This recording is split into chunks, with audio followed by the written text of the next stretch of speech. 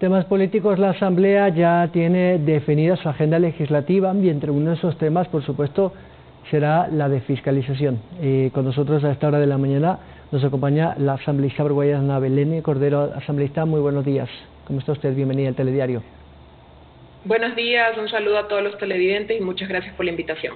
Asambleísta, más allá de los trabajos que cada comisión está realizando para revisar proyectos de ley que han quedado represados de la legislatura anterior y los nuevos que vienen, por ejemplo, los vetos parciales del presidente, hay dos temas que han generado mucha polémica que tienen que ver básicamente con estos dos casos polémicos, aunque en el orden de prelación entiendo que primero debe haber ido el juicio al exministro Ortiz. Está el del Defensor del Pueblo y primero está el del Contralor Celi. ¿Cuál va a ser la prioridad política fiscalizadora de la Asamblea? Efectivamente, nosotros recibimos del periodo anterior estos dos procesos, primero digamos, el del exministro Ortiz y del excontralor Pablo Celi. Estos dos procesos, el uno de ellos nosotros lo tratamos en la Comisión de Fiscalización en la sesión de hace 2 semanas y solicitamos al Pleno de la Asamblea Nacional que resuelva el hecho de que nosotros ya no tenemos interpelantes dentro de ese proceso y la ley tiene un vacío en el tema de las hemos recibido de parte de Presidencia el proceso como tal. En ese sentido, hasta la fecha, el Pleno de la Asamblea Nacional no ha tratado el tema, por lo cual es muy probable que el juicio al exministro René Ortiz se archive. En cuanto al juicio político al excontralor Pablo Celi, ese ya se encuentra en Secretaría General. Entiendo que entre el día de hoy y esta semana nos remitirán el proceso a la Comisión de Fiscalización y ese proceso desde luego tiene prioridad al interior de la agenda de fiscalización en virtud de que la Contralora subrogante ya renunció y el actual Contralor se encuentra en la cárcel. En este sentido, nosotros debemos llevar a cabo este proceso para que eventualmente el Pleno censure o destituya al Contralor y efectivamente que el Consejo de Participación Ciudadana pueda nombrar un nuevo Contralor, ¿no? Ahora, ¿usted cree que esto pueda ser así de rápido antes que efectivamente pues pasen los días y su situación jurídica, en vista de que está detenido, avance más rápido que el proceso político y sea eso, un saludo a la bandera, digámoslo así?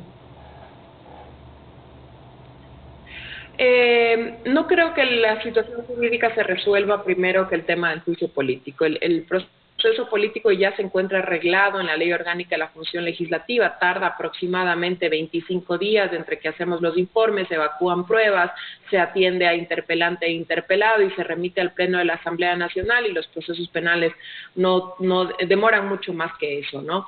Y en ese sentido es importante porque en este momento la Contraloría se encuentra sin una autoridad en funciones, llamémosle así, ¿no? Y por ello debemos dar paso propio a eso. También le comento que el juicio político al ex defensor del pueblo, a quien nosotros remitimos la documentación a la asambleísta Yesenia Guamaní, conjuntamente con el asambleísta Ricardo Vanegas de Pachacutic, presentaron ayer, en horas de la tarde, al CAL ya el proceso de juicio político contra el ex defensor del pueblo. Esperamos que el CAL lo califique y lo remita a la comisión cuanto antes también para ser tramitado. Precisamente sobre ese polémico caso también le quería consultar porque ayer justo escuchábamos las declaraciones de la asambleísta de Izquierda Democrática, que es la ponente, y también de la asambleísta Vanegas, pero se hablaba de un incumplimiento de funciones. Vamos, el hecho de por sí es vergonzoso, es inmoral y éticamente cuestionable, pero la asamblea lo que tiene que juzgarlo es políticamente por incumplimiento de funciones. ¿Cuáles son esas infracciones en su administración pública? Bueno, eso la asambleísta Guamaní, que es la ponente del proceso, lo podrá explicar mejor, pero entiendo yo que hay dos temas o dos causales en concreto. La primera, incumplimiento de funciones por justamente o violar derechos humanos, siendo el llamado a ser el principal defensor de los derechos humanos y del pueblo y de la ciudadanía, el defensor del pueblo, en este caso los derechos humanos de una mujer y su dignidad. Y por otro lado también la mala utilización de recursos públicos, ya que cuando el hecho ocurrió en horas de la madrugada del 14 de mayo del 2021, la autoridad del funcionario se encontraba utilizando vehículos y trabajando con personal de la Defensoría en esas horas de la madrugada en pleno toque de queda, ¿no? Asambleísta, ya en otros temas coyunturales de la Asamblea, este retorno paulatino a las presenciales, como ha dicho la titular de la Asamblea y también los miembros del CAL, tendrá que posponerse o suspenderse o, digámoslo así, alargarse mientras no estén vacunados todos los asambleístas y también el personal administrativo, que si no me equivoco son algo así como 1.500 funcionarios. ¿Esto entorpece en algo el funcionamiento de las comisiones, por ejemplo, o virtualmente pueden tener la misma celeridad que demanda el país? En cuanto al funcionamiento de las comisiones y la sesión de las comisiones, podemos seguirlo manejando. De hecho, el día tenemos pleno y el día de mañana tenemos sesión de comisión y el viernes tenemos pleno nuevamente. Sin embargo, la atención a la ciudadanía, en el caso de la Comisión de Fiscalización, para recibir denuncias y personas que entran libremente caminando a la Asamblea para conversar con los asambleístas, sí se entorpece un poco, porque yo recibí en mi oficina, igual el asambleísta Villavicencio, a varios ciudadanos con temas de denuncias y ahora deben contactarme vía telefónica, por Zoom, para poder trabajar. No digo que eso no ocurra, de hecho estamos manejándonos así en este sentido, pero es mucho mejor atender cara a cara a la ciudadanía. Esperemos que el proceso de inmunización al interior de la Asamblea Nacional sea lo más rápido posible, ojalá si fuese posible con una sola dosis para alcanzar la inmunización completa al interior de la Asamblea y volver a atender puertas adentro, digamos.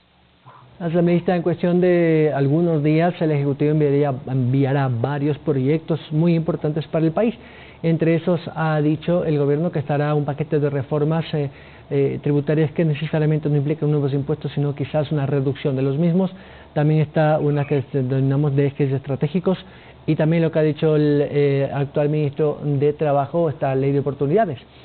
Le digo esto porque quizás la prioridad sería apoyar esas propuestas y ustedes como bloque de gobierno, imagino, impulsarán eso para que haya una alianza coyuntural porque el país necesita de leyes que permitan la reactivación económica. ¿Cómo cree usted que ese panorama político pueda darse en la Asamblea de acuerdo a la formación que está en las mayorías? Por supuesto, y de hecho por eso nosotros hemos, los 54% de los ecuatorianos eligieron esta opción distinta, no solo de hacer política, sino este proyecto político que requiere una reactivación laboral, una reactivación económica. El plan desde el Ejecutivo de la principal herramienta de reactivación económica, que es la vacunación, está ya en marcha. Ya llevamos más de 3 millones de vacunados en lo que va del gobierno. Pero asimismo debemos trabajar en estos proyectos de leyes. La ley de oportunidades es sumamente importante para que no solamente 3 de cada 10 ecuatorianos pueda acceder a un empleo formal, sino que muchos más ecuatorianos y llegar, ojalá, a un pleno empleo. El tema de la reactivación económica en torno a una ley tributaria económica urgente es necesaria. Debemos dar un alivio al sector de la producción, al sector empresarial, al sector de los empleadores, para que justamente puedan invertir más en el país y puedan dar más empleo y que se empiece a mover mucho más la economía y el circulante. Esos proyectos de ley, por supuesto, serán apoyados por la bancada del Acuerdo Nacional y debemos trabajar de la mano con las distintas bancadas y los distintos partidos políticos para lograr una viabilidad y una gobernanza en torno a ello, ¿no? Asambleísta, finalmente, como usted debe conocer, Ecuador ha suscrito ya el acuerdo para el convenio de inversiones CIADI, que de alguna otra manera garantiza una seguridad jurídica a quienes quieran invertir en el país, algo que lo carecíamos desde el 2009 cuando el entonces gobierno izquierdista de Rafael Correa, dijo que eso era atentaba contra la soberanía de la Constitución de Montecristi. Yo no sé si allí, por ejemplo, podría haber algún inconveniente si es que alguien presentara algún recurso. Entiendo que no se atenta contra la soberanía porque no se está delegando soberanía, digamos, a un organismo extranjero o no regional, llamémoslo así. Es simplemente solución de controversias entre dos entidades, en este caso el Estado ecuatoriano y una empresa de inversión o cualquier otra compañía que lo que va a hacer es venir al Ecuador a dar empleo, a crear distintas condiciones necesarias para justamente poder reactivar la economía y manejar menores tasas de desempleo, llamémoslo así, ¿no? En ese sentido, yo creo que es el primer paso que se está sentando para avanzar en lo que sigue, que es la suscripción de nuevos tratados bilaterales de inversión. ¿Y usted cree que habrá una ratificación por parte de la Asamblea Nacional este instrumento internacional?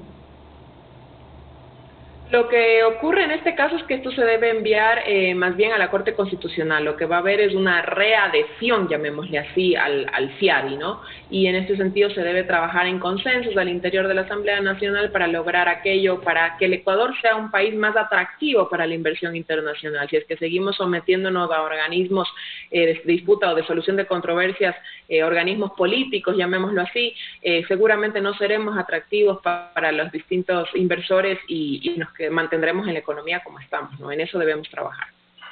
Muchas gracias, asambleísta Ana Belén Cordero. Un gusto. Encantada. Buenos días. La asambleísta por la provincia del Guayas, Ana Belén Cordero, vicepresidenta de la Comisión de Fiscalización de la Legislatura. Vamos ahora con noticias del mundo.